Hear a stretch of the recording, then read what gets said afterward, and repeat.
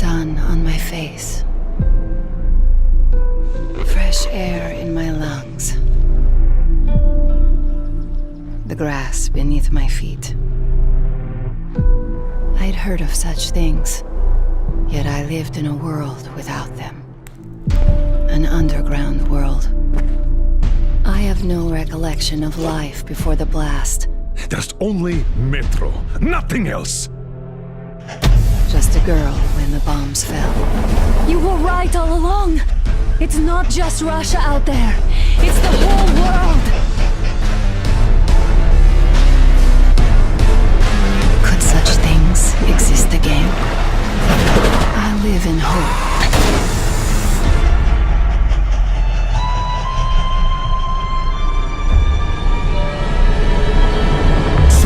Your hands slay the enemy's servants with no rest or mercy!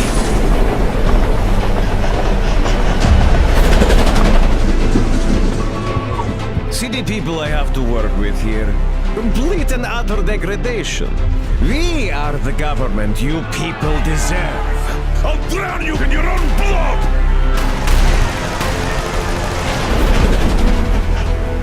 So you do understand. There is no other way. Man is a beast. A beast!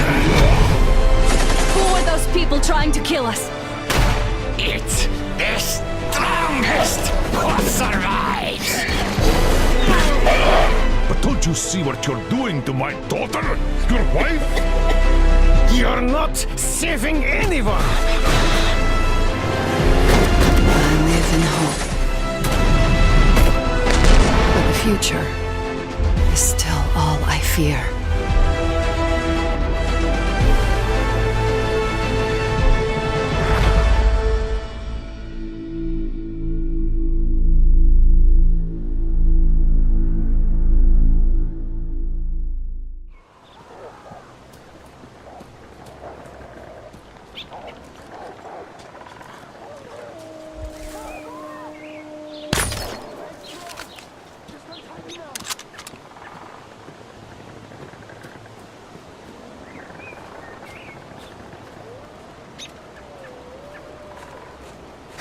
The fuckers tied me up so tight I can't feel my arms!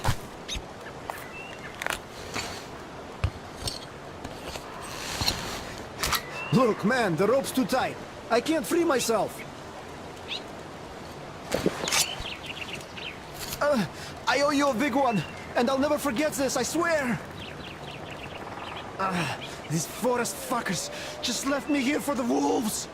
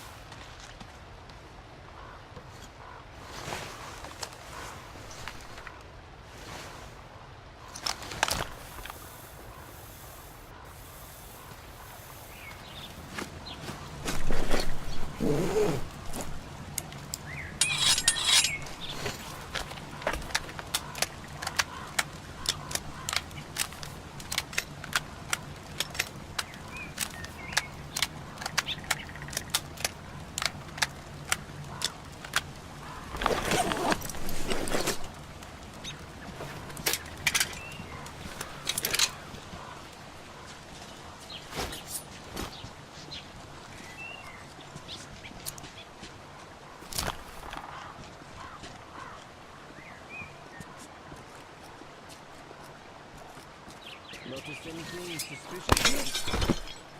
Everything's fine, give it a rest. All right, I guess I'll go. The intruders over there! I see him! He's in! Window, I just saw guys! What are you? You dirty bandit!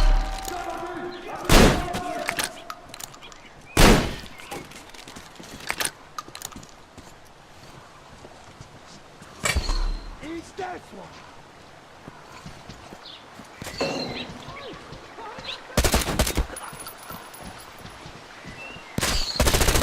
We got it!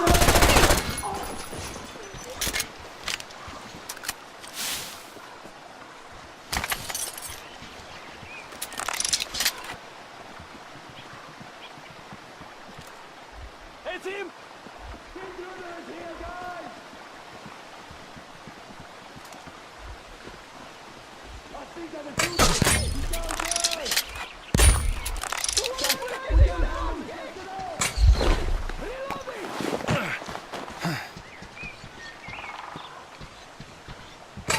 The intruders hit that fast!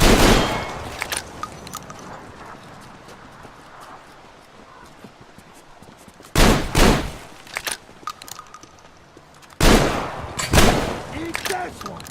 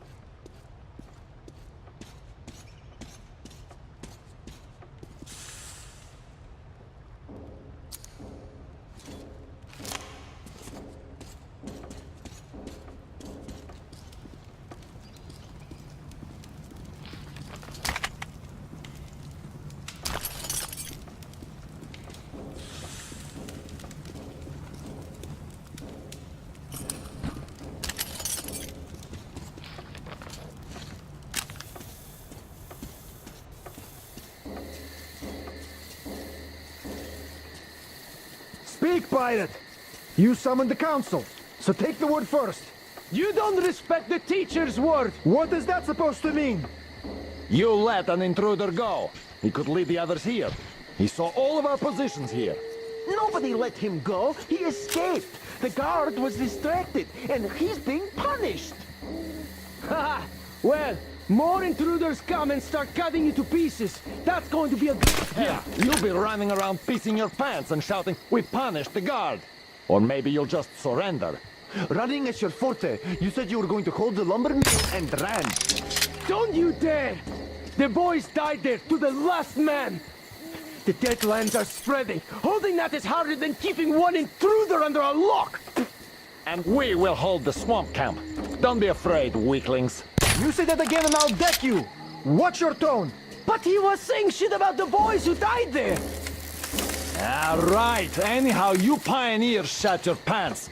Now we'll have to board the train. Better than waiting for their attack. Remember the teacher's word. We defend ourselves. Attack is the best form of defense. What? I don't remember the teacher saying that! The teacher said you have to read. So we read that in our book. Well, if you read that in your book, then you can attack, and we won't. The teacher also said that you can't just kill everyone. You have to take them to the forest court. Ah, we expected as much from you. All right, we can handle it ourselves. And we'll hang the second intruder from a post once we catch him. He's not a bandit, and he didn't hurt the girls. He only defended himself. Why kill him? Because he's an intruder. Because he came here like a bandit, so he'll get hanged like one. And I dare you to say we are bandits. Is that a threat? It's a warning. Enough! I declare this session closed! And now, as hospitality dictates, let's eat together. Hey! Why did you stop? Hey! Son, go check on that drum wizard. Something's off. Yeah, sure. Yeah, we can only hope for something to happen to that. Are you riding there? Who's in charge here? Sure I am. What else can I do? Good! I know already. I will.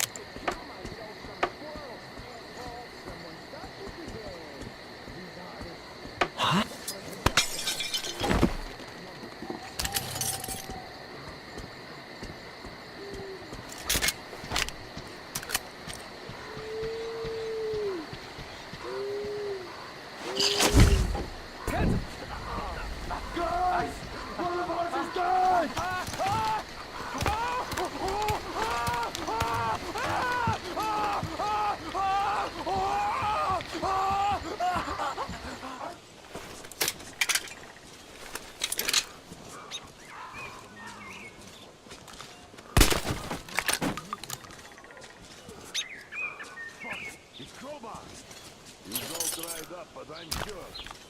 And then Fox. And the other boys from the third barrack. Where the hell are these fuckers hiding? Don't worry. The two we caught will talk soon. We shouldn't have come here. It's all going... Fuckers never... No! That's for sure. We're all getting whacked here.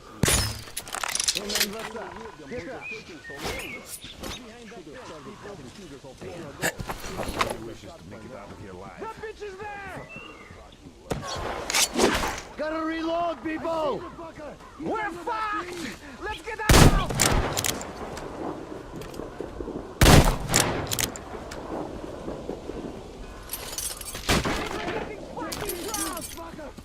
There he is! At the campfire!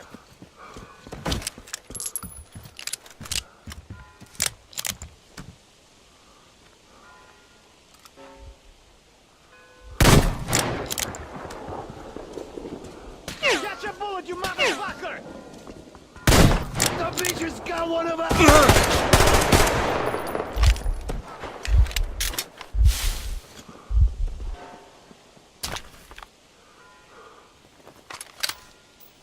Die, you fucking bitch!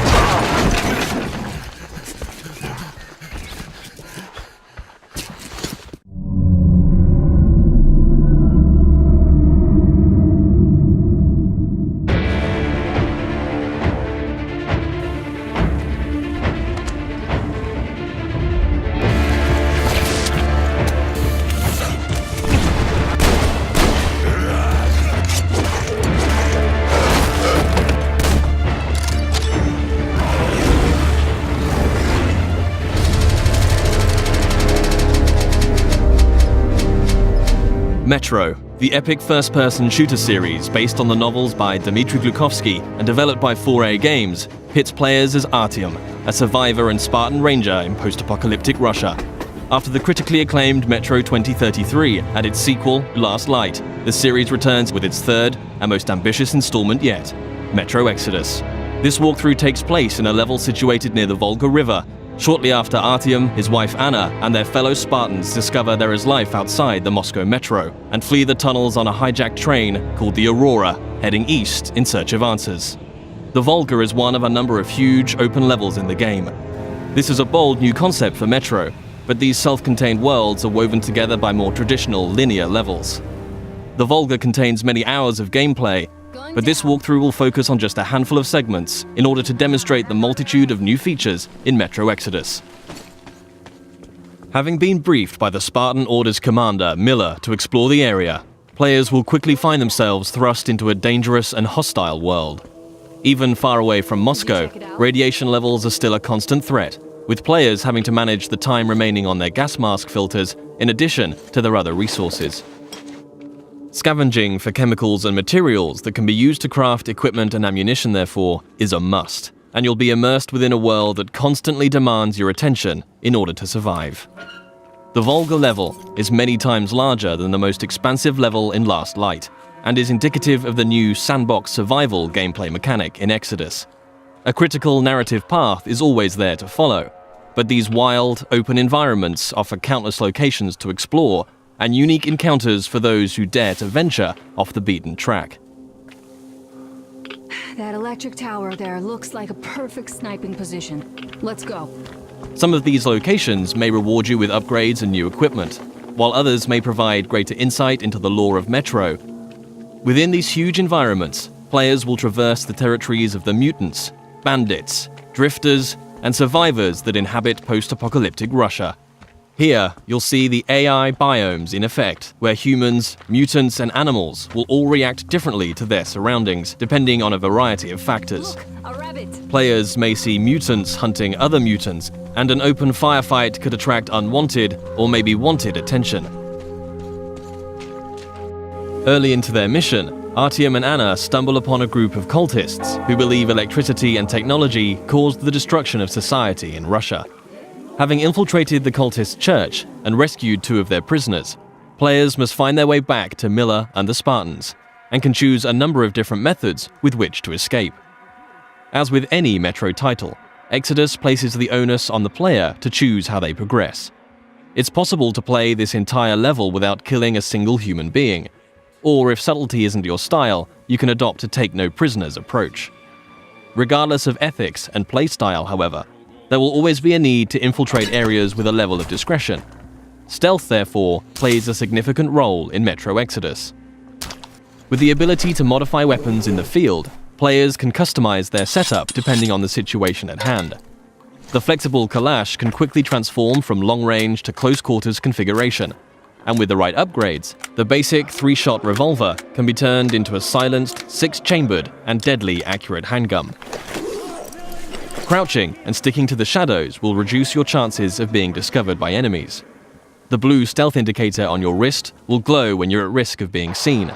Interacting with the environment around you is also key. Extinguishing torches and creating a distraction by throwing tin cans to confuse enemies as to your whereabouts, allowing you to get close and execute a silent kill.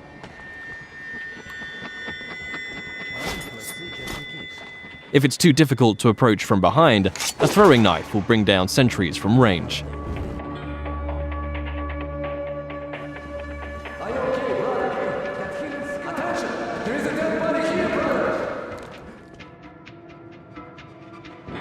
If your presence is discovered, perhaps through a missed shot or by making too much noise and the alarm is raised, the game isn't over, but the rules have changed.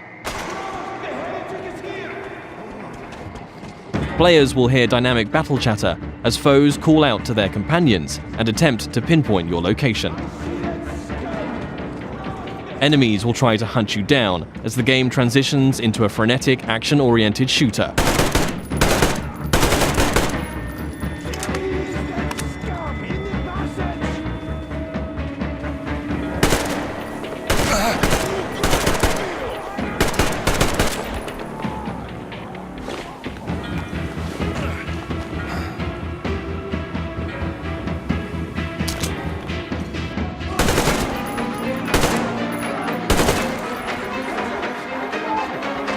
As you eliminate more enemies, some might finally realize the threat of your presence and surrender, forcing you to make a decision and decide their fate.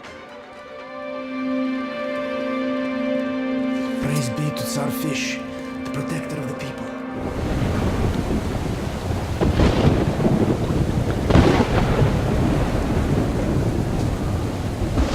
For the full range of weapon crafting and modification options, players will find workbenches in small outposts scattered throughout every level, where they can customize their loadout.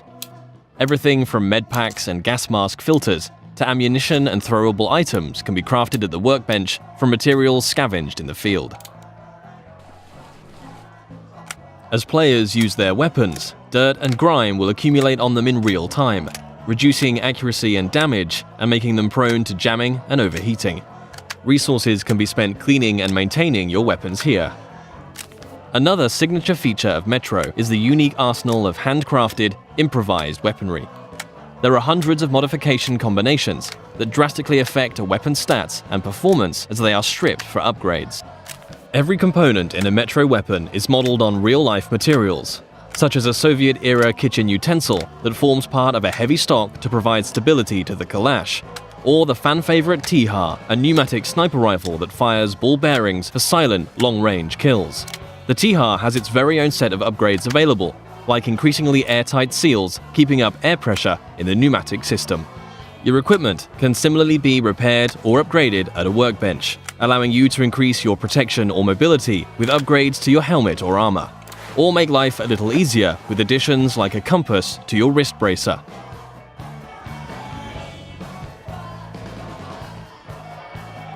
Outposts also provide a new feature to players: rest. You can change the time of day depending on how you want to approach your next challenge. During the day, enemies may be spread out, on patrol, and easier to pick off. However, you too will be more visible in the daylight.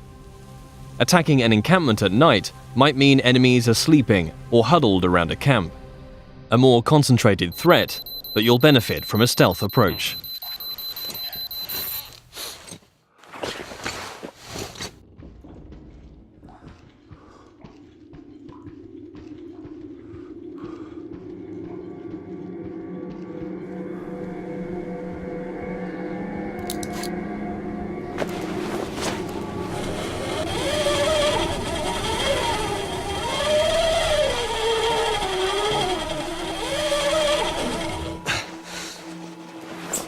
Even in such open environments, claustrophobic, close-quarters combat is never far away.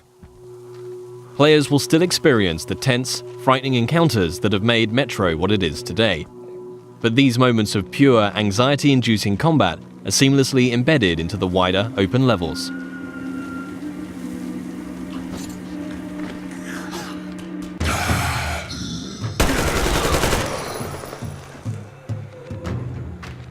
With Artyom and the Spartans a considerable distance from Moscow, they will start to discover how radiation has affected different life forms across the country. Humanimals are a new mutant to Exodus, fierce and unrelenting.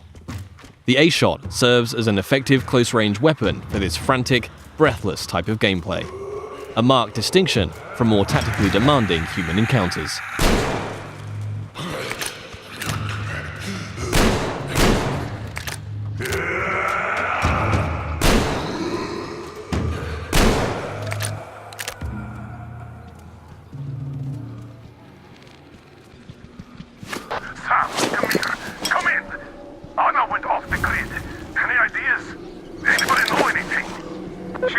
Check out those antennas some 200 meters from the Aurora. Alone? What the hell? And what did you all do? Artyom, get there on the double! Miller over and out! Artyom's wife, Anna, the Spartan Order's top sniper, has gone missing, and players now have a new directive to find her. Mission updates will be marked on a player's map, a physicalized object that you can access at any time. Metro avoids the clutter of HUD and UI wherever possible, communicating all critical information through tangible, tactile objects to increase immersion. Whilst nighttime can provide cover, it brings its own set of challenges. A watchman on patrol can spell danger, and if not dealt with, it will call its pack to ambush you.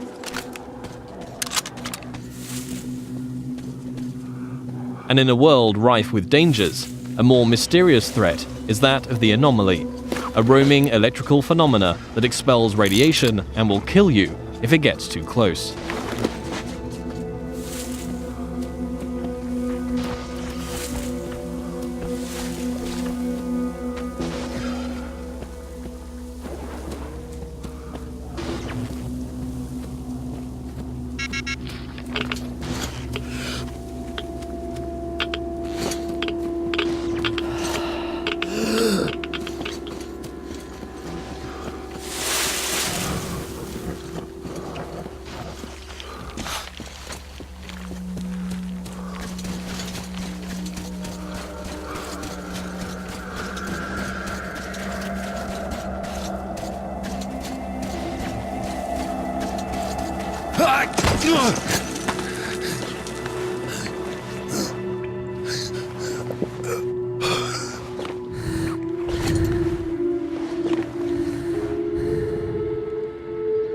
Artyom, I heard you call me.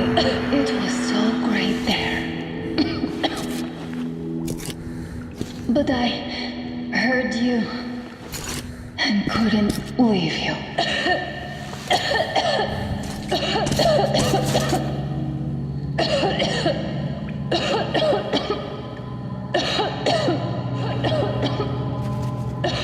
Upon finding Anna, it's clear the effect of radiation in an enclosed environment has taken its toll. Artyom will need to find a way to open the doors in order to get out in time before the gas mask filters run out.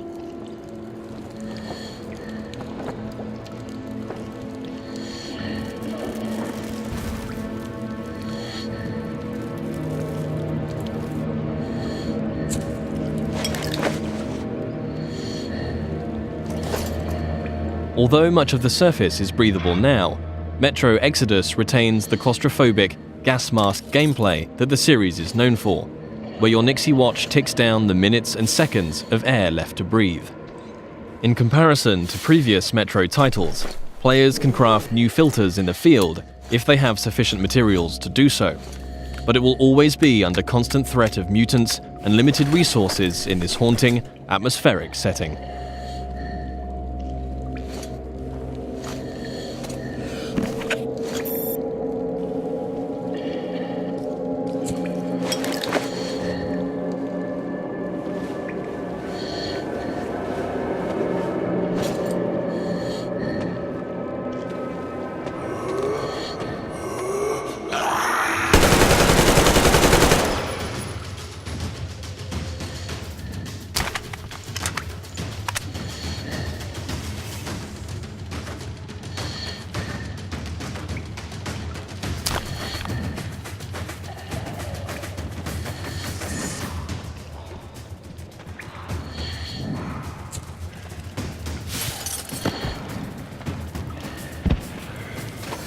If your gas mask gets damaged, you also have the ability to make a temporary field repair, although until you can find a workbench, your vision will be somewhat compromised.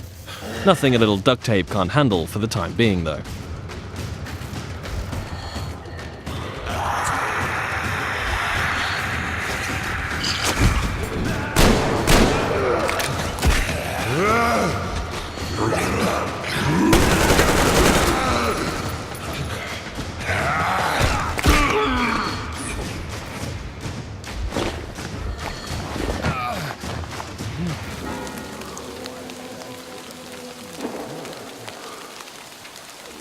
One of the key new aspects of gameplay in Metro Exodus is the dynamic weather system and a day-night cycle that offers tactical opportunities. At the midway point in the level, Artyom must steal a train carriage to add to the Aurora so that they can transport the additional survivors that have joined the Spartan ranks. With the darkness of nighttime and the storm providing cover, players will want to whittle down the large number of bandits on guard, one by one, as they keep to the shadows in a stealth assault.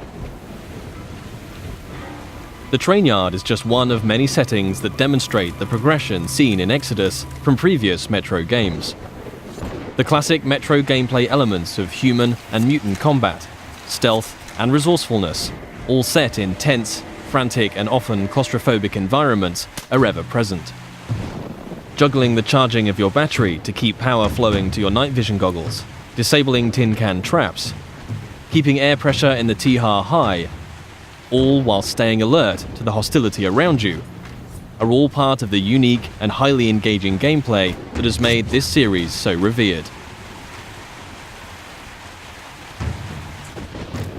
Attention to detail is another contributing factor to that status.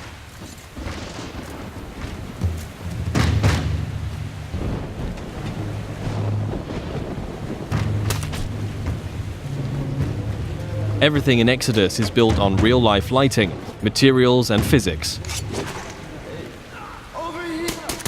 A knife thrown into enemy armor may not penetrate deeply enough to kill them. Just like you can extinguish lamps, shooting them will cause them to explode and a fire to spread. As a player, you will need to hone both your aim and tactics in order to successfully navigate your way through the game. This was just one brief stop on an epic journey across post-apocalyptic Russia. Metro Exodus offers a world of stunningly rich environments to traverse and explore, new and overhauled gameplay mechanics, and unsurpassed attention to detail.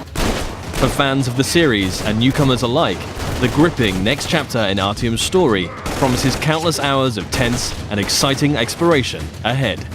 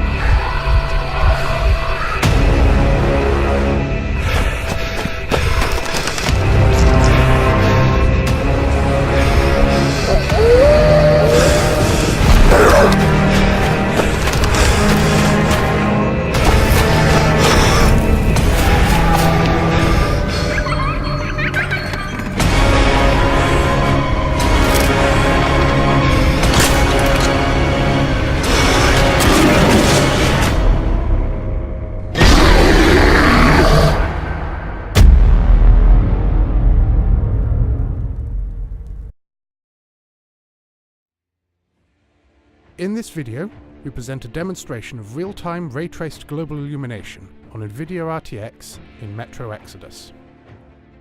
Ray tracing has long been regarded as the standard for offline rendering due to its ability to accurately model the physical behavior of light in the real world. A single ray trace operation searches for the shortest, straight-line path between the pixel currently being drawn and some arbitrary polygon elsewhere in the scene. This search can end up potentially landing on any given polygon anywhere in the entire scene, and with polygon counts ordering in the millions, this can be a very long search indeed. This is why ray tracing has earned itself a reputation for computational intensity. The Turing hardware in Nvidia RTX is capable of performing many of these searches simultaneously.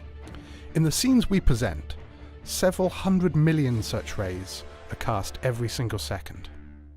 Even at these rates though, we still need to be strategic about how we use each ray, since this equates to a budget of roughly 3 rays per pixel per frame. And so we made decisions right from the start about how best to utilize these rays to get the best results for Metro Exodus. The scenes currently playing give us a much deeper look into the demos that we presented at Gamescom, directly comparing our old and new lighting technology. They are captured in-engine during the course of actual gameplay on an RTX 2080 Ti at a resolution of 1080, Performance differences between RTX on and RTX off attest to the cost of ray tracing algorithms, but also demonstrate the high performance of new cards using conventional rendering techniques. We see how light streaming in through the windows and open doorway bounce off of the brightly lit floor and transfer some of the information to the ceiling, the walls, and objects which would otherwise be in shadow.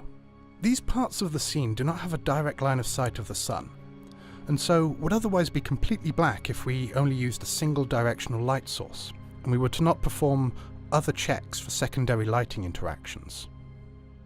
Global illumination aims to model how soft, diffuse light bounces around the scene to reach the dark, shadowy recesses hidden from view of regular direct light sources.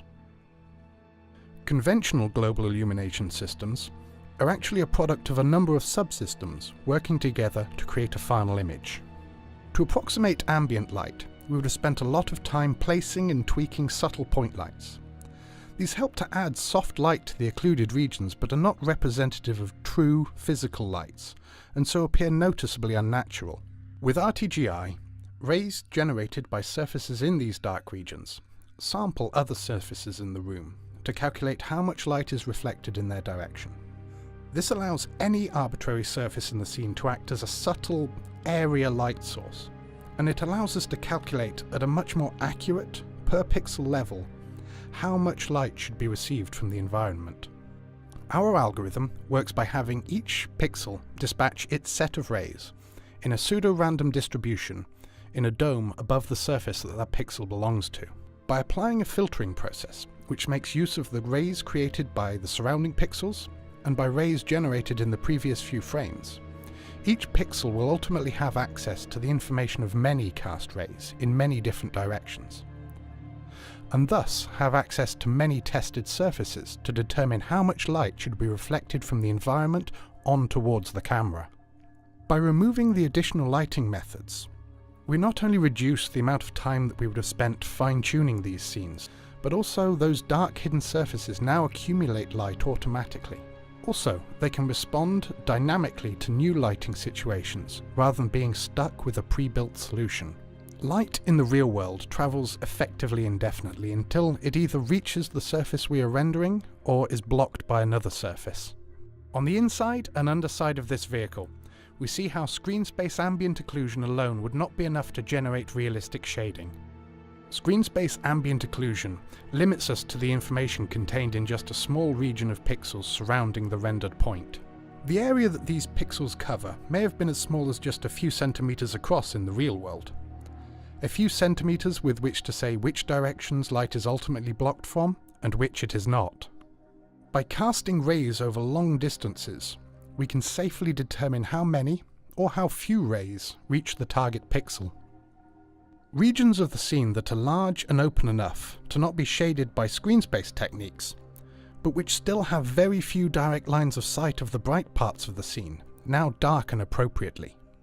Without casting rays over a significant distance, sometimes many meters, we cannot, for example, determine how little light should penetrate the enclosed architectural features, vehicles, or deep into the mass clutter of objects.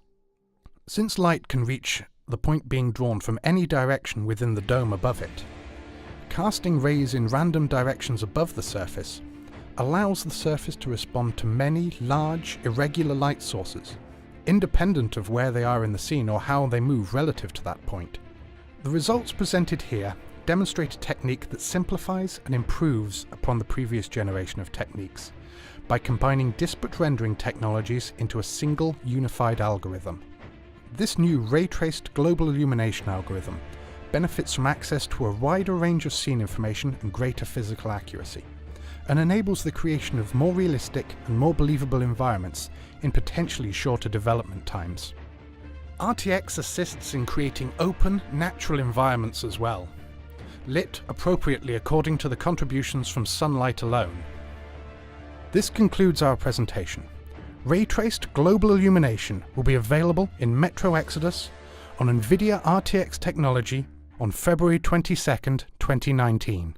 What we're going to be seeing right here. So you can play Metro Exodus many different ways. You can play, you know, full, you know, guns blazing, or you can take a stealth approach. The game tends to encourage that because it does become very difficult when you go, you know, all out, because it is a survival game. Ammunition is scarce, resources are scarce, but we've added a lot of you know, elements to the AI and stealth functionality of the game to make it a lot more robust this time around. We've worked a lot on communication for AI so that it's a lot easier to understand what they're doing, without it being overt, without, you know, bringing in HUD elements that are unnecessary, which is something that's kind of a staple of the series.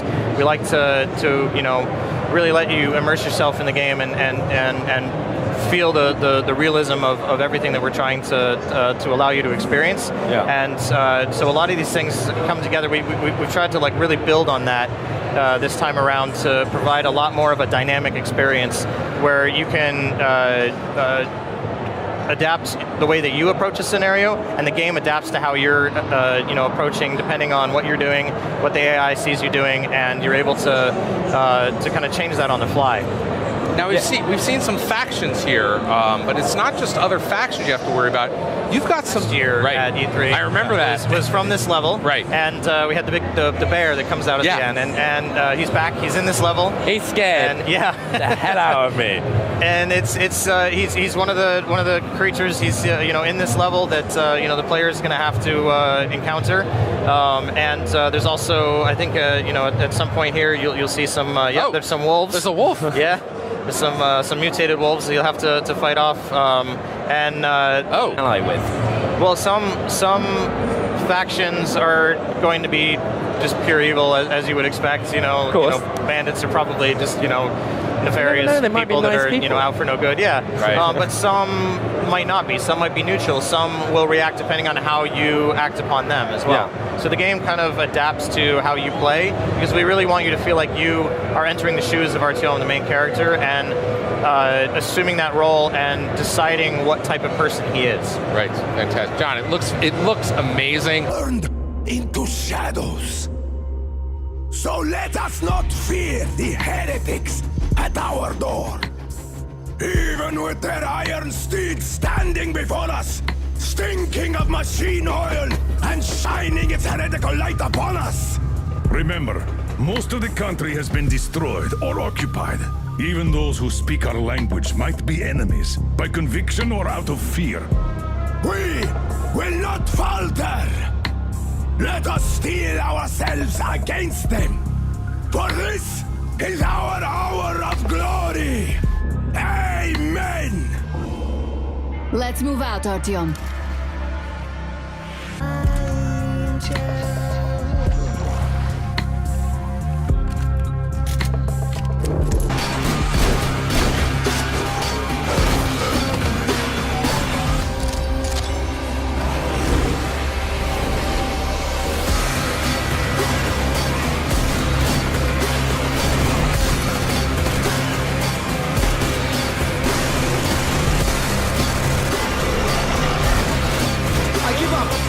And if the heretics come for our lives, we will stand firm.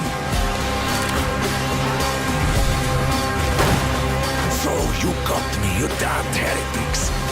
Artyom, jump!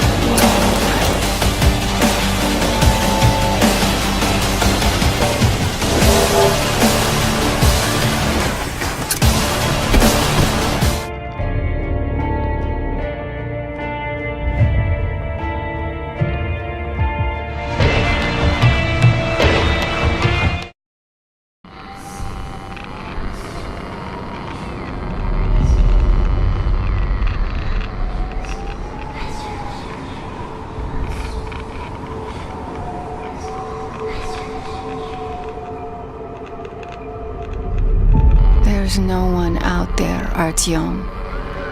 No one to help us. No one to hear us.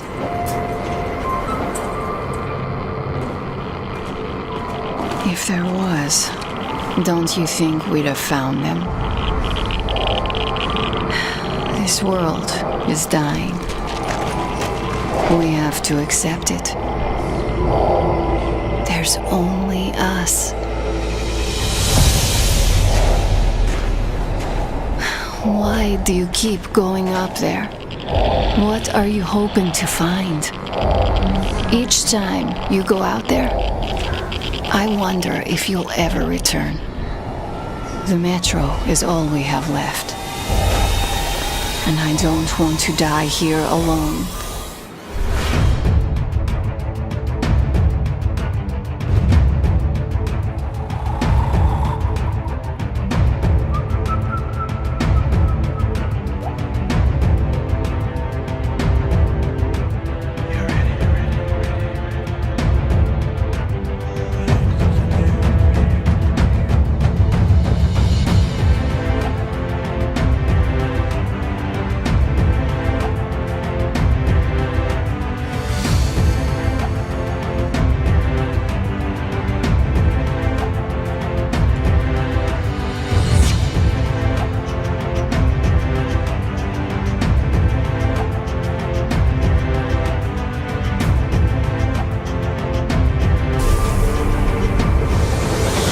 To believe there's a world out there, Artyom. I want to dream.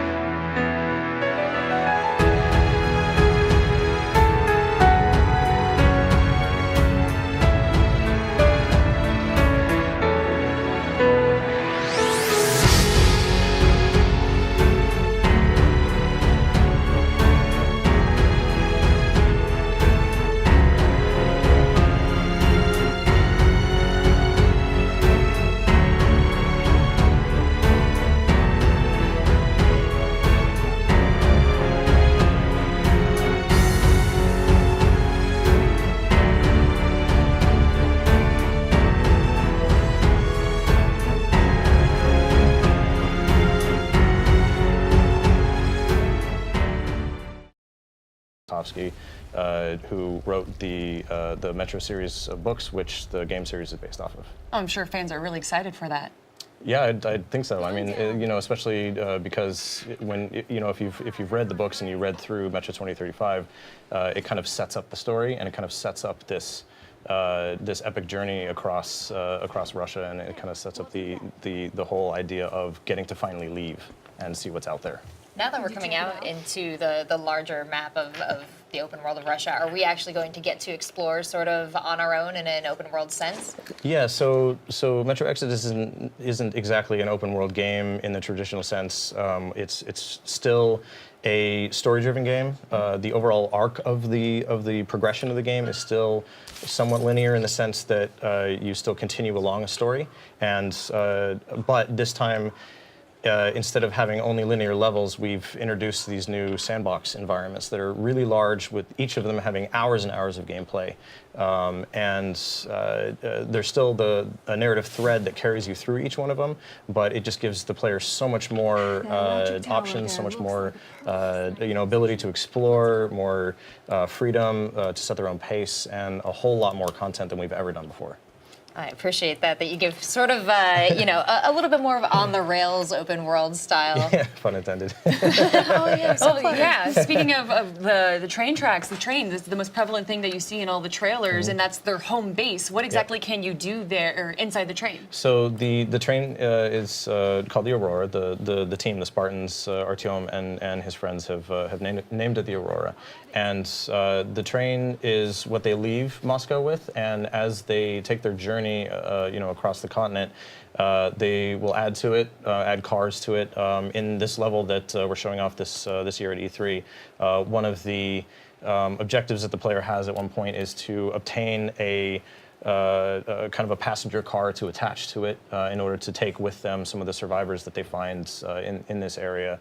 And it's kind of the home base. So when you arrive in a new area, it's the place that you can go back to where the rest of your team is, where you might get some of your primary missions from, things like that. So you're saying adding an extra car and saving a bunch of players, is that something, or people I should say, is that something that is possible to not happen? You wouldn't pick up an extra car? Is there any way to customize this train and have a bit of a variability with it? So it's the train is kind of the part of that core narrative thread that carries you through, and it's part of some of what kind of relates back to the classic Metro style of gameplay and narrative delivery, where there's certain parts that are designed in a way to carry the player through and always be something that the player can go back to know where they need to go, what they need to do, what's going on, and to understand like what it is that they're doing there. So it's kind of that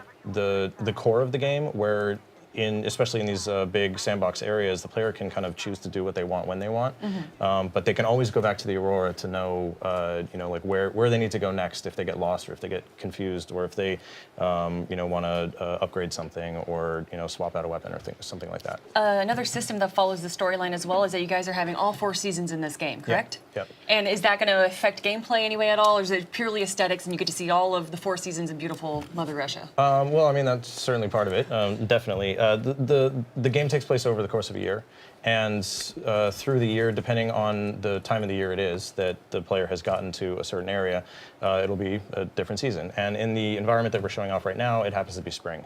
And so you see in this environment, a lot of the snow has been melting, and in spring, comes storms, and so in this area there's thunderstorms and different types of dynamic weather that you'll be able to experience within the levels, and the different areas, depending on the time of year, will have different seasons that come with different weather patterns and things like that. And also the different environments are spread out across the continent, so you'll see different types of environments. Like last year, in the trailer that we made for E3, you saw more of a forest environment that takes place in the autumn season. So it's kind of a different contrast to what players are used to in the Metro series, which has always been the dead of winter. Yeah. Like very, very cold, snow everywhere, very gray, A huge thing about the Metro games, of course, is the customization of weapons. How exactly have you guys worked on that for Metro Exodus? So in previous games, the customization was a little bit limited. You could, maybe buy a pre-configured upgrade to a weapon. In Metro Exodus, we've redesigned the weapon system completely. And now it's more modular, and there's kind of there's like 5 hard points on every weapon, where you can change characteristics of the weapon, physical characteristics that affect the attributes. Say swapping out a barrel or a stock or a magazine, but you can also add attachments, so scopes and lasers and things like that. And it's much more customizable to where you can take a weapon in its very base form, and you can customize it to approach a situation in the way that you want to. If you're gonna approach a bandit camp in a stealthy way, you can attach a silencer and maybe a red dot sight. Or if you want to do something from a distance, you can attach a long barrel and a scope. There's a wide range of options for every different type of weapon. We've also added the idea of maintaining weapons. We've always had a little bit of overheat or jamming that was kind of dynamically occurring with weapon use in previous Metros, but in this game in particular, you have to maintain the weapons. So when you come to a workbench, as you're seeing right now, you'll have to clean the weapons because dirt, grime, water, things like that will actually cause the weapons to break down more often, and even possibly affect the performance of the weapons as well. I was looking for more chores. Thank you. Is there I mean, it sounds like you're giving players a ton of options as far as is there an option to not clean my weapons? Is there a lot of options as far as, if you're going to give me all these different weapon attachments to approach the same fight, a stealth way, an aggressive way, what are the range of my options here as a player? Well, I mean, you can, potentially if you don't maintain your weapon and it breaks down, you can, pick up another weapon that you find from an enemy that you've taken out. So I can just, use them and toss them. Yeah, if you really want to. Yeah, but I think that players would probably spend time, choosing what they want to use, their tools, and customizing things and trying to hold on to the things that they really like. But some of that comes down to balance as well. But it's part of our survival gameplay of you need to scavenge for resources, scavenge for ammunition, craft the things that you need, to survive, like med packs and gas mask filters, things like that, and maintain your weapons. It's all part of that kind of survival sandbox gameplay that we're trying to bring to the Metro series this time around. Sounds very fun. I like to keep my I think it's fun, yeah. One of the cool things for being about Metro is, of course, the monsters that we get to see through all of it. In the original trailer I saw, there was a cool zombie bear. What happened to it? Is it still in the game? Yes, he's still there. Good. He happens to be native to a different region than what we're showing this time around. This region happens to be inhabited by a classic Metro creature that people have seen before called the Watchmen, and also these new ones that we've seen that we're seeing right now called the Humanimals. There's different creatures in different regions. They different ones that live above ground, below ground. And different ones that have kind of adapted naturally to their environments, and some of them are completely new because we're no longer in the Moscow Metro system, and so some mutants won't be returning, and some new ones the player will come across, and some will be returning as well. So. Now, before I send you away, obviously mobility is very important in this game. You're exploring all of Russia, and sometimes you're going outside of the train. What ways can players traverse the land? So aside from walking around.